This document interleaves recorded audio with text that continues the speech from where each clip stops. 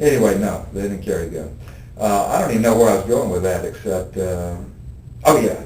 okay, but so the collector was out, and I knew something. I knew they'd been busted. Something had happened. And I knew they'd be there for me the next morning. I sneaked up, looked, there was two plainclothesmen and a celebrity. And it's so funny, I had the craziest urge to walk up and verify that they were the police, even though I knew they were. I damn sneaked up to avoid them. And I knew they were, and I just had the craziest urge to do so. But I didn't. I sneaked back off and went over to my lawyer's house and stayed.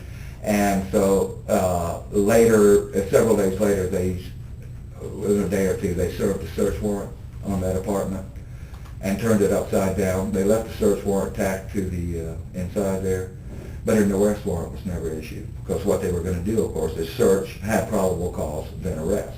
Mm-hmm. But they searched, they didn't have probable cause, no warrant was ever issued. But I was out of that apartment, and I couldn't go back, obviously.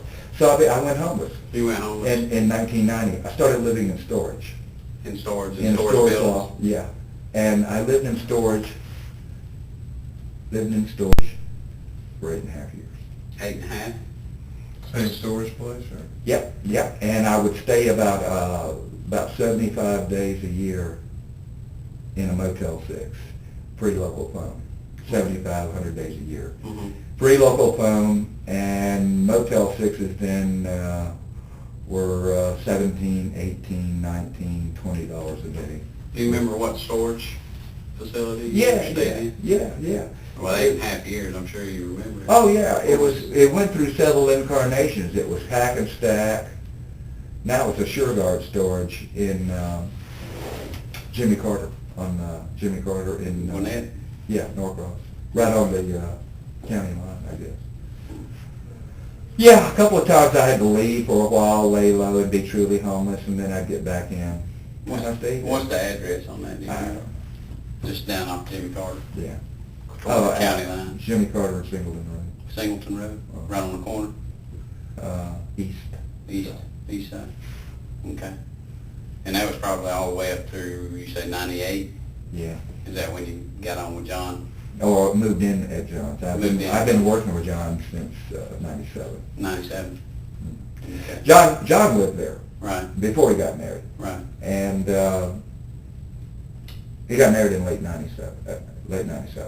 Right. And he wouldn't let me go in for a while, but he did. He needed me too bad. I left him in early 97 and stayed gone several months, and he needed me real bad, so he let me move in. By the way, you can tell John Tabor that I'm the one that killed the girl, okay? I'm the one that killed her, but the reason she's dead, I want you to tell Tabor this. The reason she's dead, now I killed her, okay? Right. But the reason she's dead is that when I called him on Wednesday, I guess, or Thursday, Thursday, mm-hmm. or whenever. Thursday. When I called him, that girl was alive. Mm-hmm. She was in my van. Yeah. She's in the parking lot at the whole house. And it's just like when I gave the girl's body up when I realized that I had been caught fair and square. Right. That's what I told you, because they had me on the kidnapping, and it was going to stick. The evidence was good. Right out of the dumpster. It was just a smoking gun. They had me. And on the kidnapping charge, it's the same as a life sentence for me. It's either 30 years for first degree or life with bodily harm. So I was getting a life sentence, and they had that.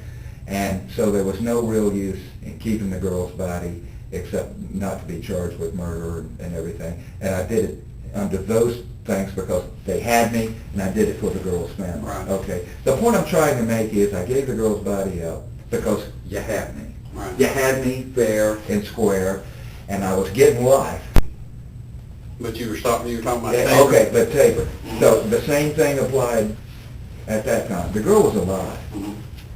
And if Tabor hadn't been such a little smart ass, he's such a girl. These yuppies are all, we got a little nation of tattletales here. These guys are such, he is a bisexual. Yeah. Yeah.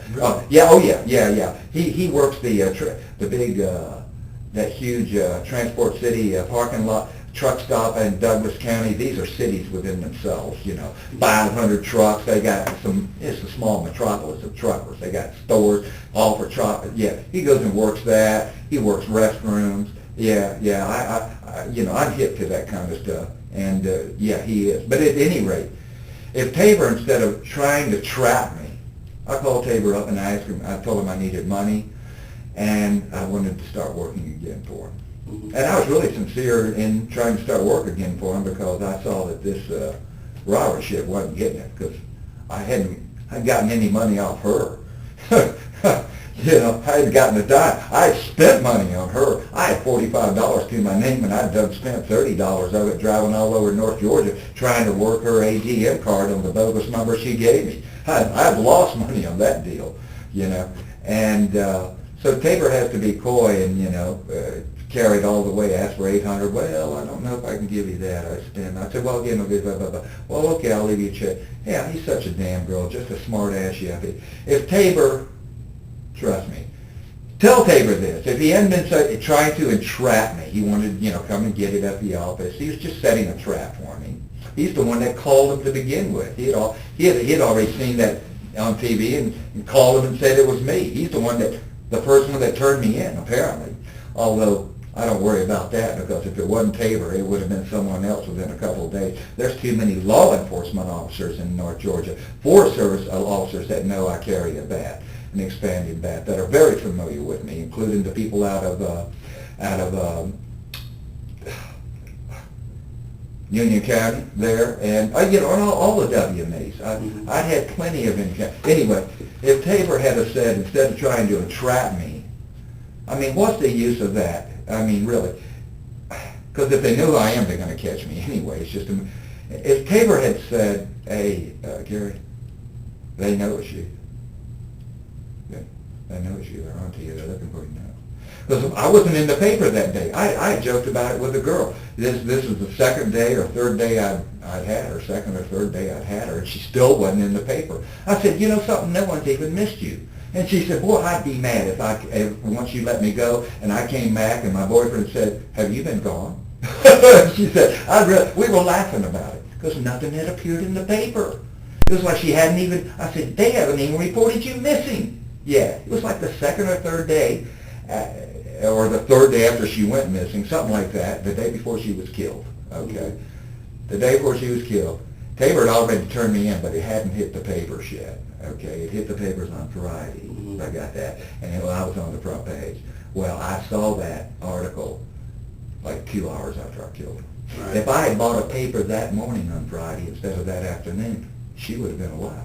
Because my picture's on the front page, a color picture on the front page of the AJC, looking for me and everything. I wouldn't have killed her. I mean, for Pete's sake, no. And the same holds true with Tabor. If Tabor had just said, instead of trying to be a smart ass and lay a trap for me, say he's got to carry it all. These people are such women. That's what women are always doing. The dogs are running loose. I spray their dog. What do? They call the police.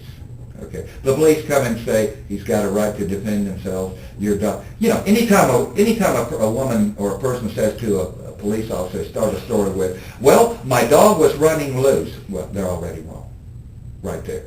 They're in violation right there. You know what I'm talking about? They're wrong and the police officer. Anyway, if Tabor had just said, hey, Gary, that hiker, because she wasn't in the paper. I bought a paper there. I just bought a paper in the gas station before I went there and looked in the paper. They didn't have a payphone at the gas station I bought the paper at, so I went across to the Huddle House to use the phone. I was within looking distance of where I bought the paper. I'd already looked in the paper. I showed her the paper. I said, they haven't even reported you missing yet. You're not even in the paper, right? If Tabor had just said, Gary, they know it's you. They're looking for you. The girl would be alive. Girl, listen, the reason for killing the girl, it was either once you've taken someone, you're either going to kill them or you're going to get caught. It's as simple as that. In my situation, look at me. I got the dog. I got the van. I'm me. I'm famous anyway, regardless. And I knew it. Once you've taken someone, you either kill them or you get caught. If you release them, you're going to get caught. I mean, am I right or not? If I would have been sure. It's math, right? Well, she's seen the van, she's seen the tag, she's seen the dogs, she's seen, all she has to do, they have to put that out, and 10,000 people will be called, including Tabor. He was just the first one, you know. Of course I knew it. You either kill them or you get caught, okay? But if you're already caught, there's no use in killing him. I didn't kill him for any satisfaction. It was distasteful. It was dreadful. Trust me, it was. Of course, I was able to do it because of my general rage against society. Of course. It's because I'd become, well, you get that way in Atlanta. Let me I think we talked a little bit about that. You know, you get that way. Smog and traffic. And people. The people are just, now, the new aristocracy, they act like they're fucking royalty. You know, they're idiots. And I guess Tabor's kind of part of that then, somewhat. Tabor's kind of part of that, but Tabor's a little more, I was saying that when it comes to individual human beings, the answer is really simple. I simplify groups of human beings, and you really have to, actually, to preserve your scalp, for that matter. You have to make broad judgments about groups of human beings, but always understanding that individual human beings, the answer is really simple. It rarely is. And so Tabor has a lot of different sides to him. He's got that secret life of a bisexual that he apparently hides from his wife, even though I'm sure she's found out after 10 years of marriage. I'm sure she knows it. They just have an accommodation. So 95% of homosexuals live the life of a heterosexual. And the reason I know this is I spent 17 years in public parks with dogs, spending buku time in public parks with dogs. Fantastic. People say I hung around Murphy Candler. I didn't hang around Murphy Candler. I was doing laps around the damn lake. You know, okay? I'd be there 2 or 3 hours. I wasn't hanging around. I was walking my damn dog, okay? I was exercising, you see. And in these parks, there are many parks and national forest areas and national rec areas that are homosexual cruising grounds. And as a result, you get a first-hand view of exactly what a homosexual is. And I'm going to tell you who they are. They're your spouse, they're your husband, they're your father, they're your supervisor, your manager, your uncle, your dad. That's who they are. They're not, flaming faggots, man. They're guys that look just like men and everything. Sometimes the more manly they look, the more they're fag. And that's who fags are. And these guys, what they have to do, Sam Rail's another one, he's an attorney. These guys live a lie. They live a lie, whether they're married or single. These guys inflict untold harm on women because, like Sam Rail was an attorney, young attorney, unmarried, so he was a mark for every kind of social clown and buckhead bitch in the world. He pulled a lot of good pussy, including girls that went with him for a long time. And he ruined their lives by passing for straight. They were going for a faggot and didn't know it. I used to say, I had a joke to myself about Janet Tabor. Janet Tabor's an attorney. His wife is an attorney. She graduated #1 in a law school, too, which is an accomplishment. And I used to have a joke. I'd say, Janet Tabor was smart enough to graduate #1 in her class in law school, but dumb enough to marry a faggot.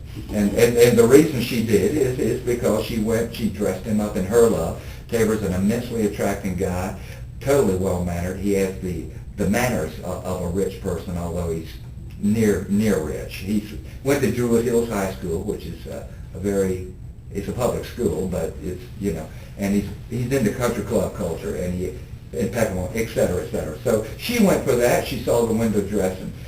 He has many great personal qualities about him. He's just a lousy faggot that lies about everything. You can't trust him about a thing. I don't know where all this was leading, but you and Tabor were pretty tight, though. Is No. the way I gathered it. No, I was tight with Tabor. Tabor was not tight with me, nor is he tight with anyone. Oh, okay. Listen, if Tabor would screw me, the guy who's, I talked to him a lot, and it was me talking to him, and if Tabor would screw me, he'd screw his mother, he'd screw his wife, he'd screw anybody. Okay? Right. He's a psychopath. I'm sure Tabor's laughing now because I call Tabor a psychopathic criminal with no heart, no conscience, and no moral compass. And I'm sure he's saying, yeah, look who's talking. Tabor's worse than me. He's just not dangerous like me. He's just a girl.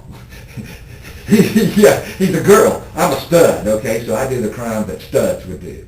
He does the crime that girls would do, which is lying and stealing. you know. Did he confess this bisexuality to you or anything? Oh, I've been around enough, man. That older woman I told you back when I left my wife, she was back in 1971. She was what they call a fag hag. She was a New York Jew. She was what they call a fag hag. A fag hag is a woman that just runs with homosexuals, you know. And it works out good for them because everywhere they go, they're surrounded by these gorgeous, good-looking guys who don't look like queers. And, you know, and at the same time, she relates to them as a woman, not as a man. So they can be girls with her, their girl side. You know what I mean? They